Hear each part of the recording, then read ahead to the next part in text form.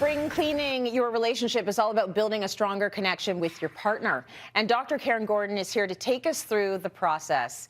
And Karen, first, tell us why this is so important, especially now. Oh, Tracy, is so important. I think, you know what? I think it's important all the time, but I feel like right now it's even actually more important because the stats are actually really dismal. Here are a few. So divorce rates are increasing around the world. Okay, so this is around the world. A quarter of people are struggling in the relationship. A quarter. University of California actually said that people are just feeling more angry. They're feeling more stressed. They're feeling more sadness. As a result, they're not as intimate.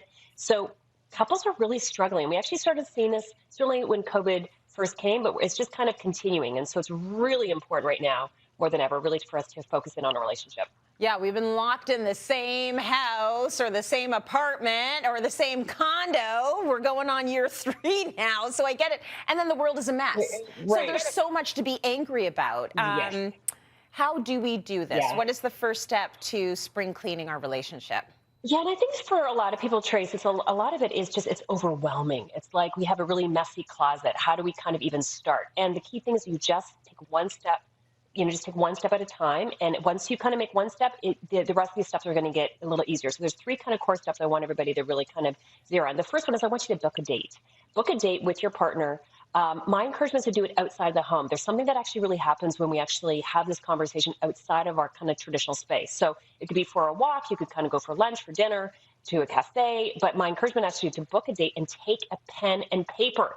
So you're not just kind of like talking, but you're actually discussing and you're actually writing notes. So that's kind of tip number 1. Oh, I like that. Okay, what's next? We're on the date. We've got our notepad out. Okay. Okay, exactly. So we are taking this very serious. So tip number 2 is I encourage a lot of the couples that I work with, do a relationship audit. And this is kind of fun when you think about it. So, we do audits all the time. We do them at work. We do them with teams. Why not do it with your relationship? And so there's a few different kind of steps I want people to think about for this one. First of all, really start reflecting on what are we doing well and what actually needs work. There's no such thing as a perfect relationship. All relationships, even the thriving ones, will have areas, what we call growth areas. And then the second piece I really encourage couples to do is what we call, one of our tools in our company, we call it the 6 P's of engagement. We actually use the same tools, whether or not it's an organization, a team, or a couple, or even kids. I actually even get my own teenagers to actually use what we call the 6 P's of engagement. This is all based on science, on when people are fully engaged, what are the things that have to be in check? Okay, so these are things that you're actually really paying attention to. The first P is purpose. So what is actually your purpose as a couple? Now, what's interesting is a lot of people will be like, I don't know, I've never even thought about that. But purpose can be, we all need a sense of purpose. So that could be in terms of gratitude. That could be thank yous. That could be in terms of forgiveness. That could be in terms of giving back, volunteering, mentoring. So what's your purpose as a couple? Okay, so that's kind of an interesting one. That's actually the hardest one to start with, but it actually is one of the most powerful.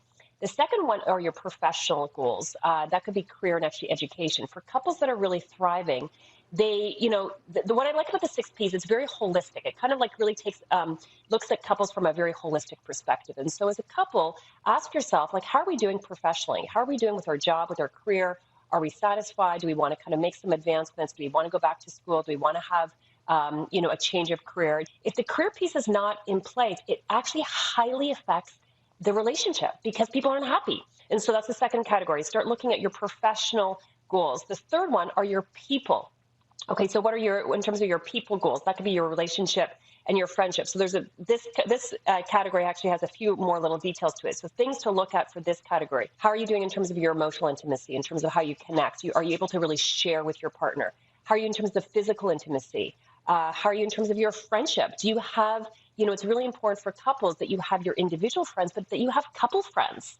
This is a big theme I'm seeing with a lot of my couples is that they're like, we don't have cool couples to hang out with. And that's a problem because we need to be hanging out with other people that are like-minded that can really energize us. And also the other big category that comes up under this P is the division of labor. So these are all topics to have a conversation about.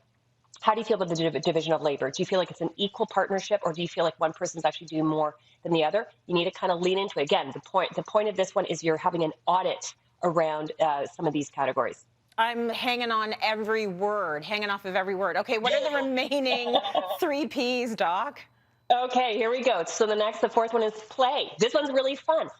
How are you doing in terms of play? Are you having enough play? Do you need more adventure? One of the things that I find really interesting with couples is that, we can have a lot of fun and adventure when we're dating, and then we have kids, and the science basically tells us that for a lot of couples, our relationship declines after having children. Don't tell your friends that are about to have babies. But the point is that we have to pay more attention to our relationship during that time.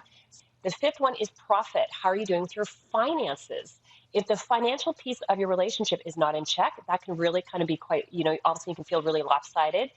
So do you need to kind of get yourself a money coach, a financial advisor for that?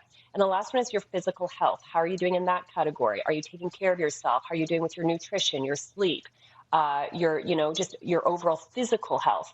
And so these are the 6 P's. They are all important. Okay, so people that are fully engaged in their life, they will pay attention to all 6.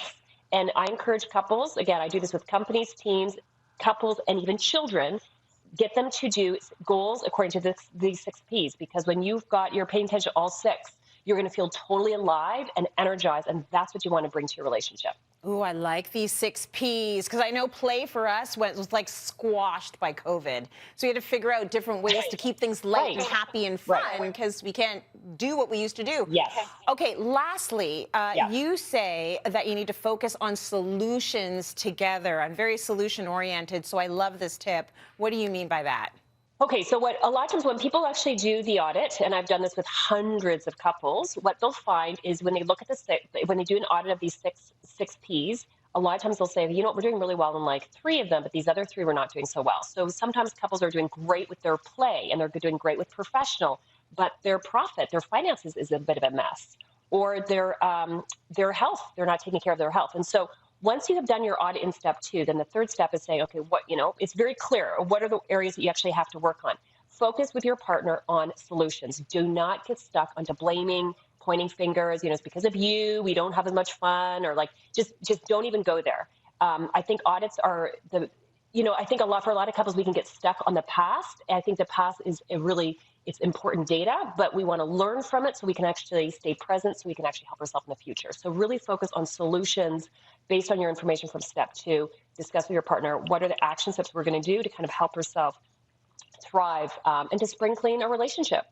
Really good, and I love this idea of looking forward. Thank you so much, Dr. Karen. Always great insight, always great advice. We appreciate you.